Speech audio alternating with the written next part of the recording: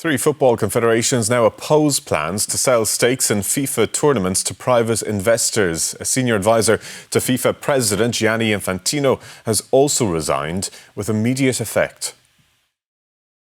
The resignation of Carlos Cordeiro is another significant blow to Gianni Infantino.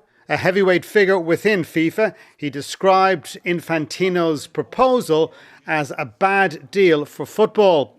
Europe's governing body UEFA were the first confederation to reject the plan. The AFC, representing Asia, and CONCACAF, representing North and Central America and the Caribbean, have followed suit.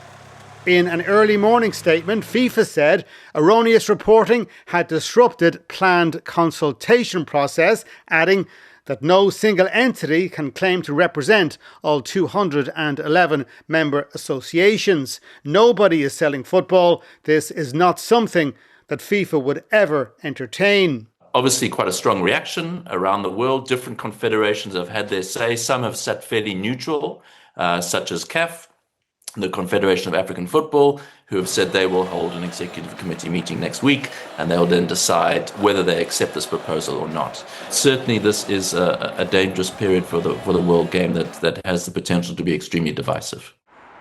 FIFA are planning to move forward with their consultation process to bring private investment into its tournaments, including the World Cup. With the next FIFA presidential election in March of next year, Infantino is becoming increasingly isolated. Separately, FIFA has begun the consultation process to assess the expansion of the World Cup to 64 teams. Dave Kelly, RTE News.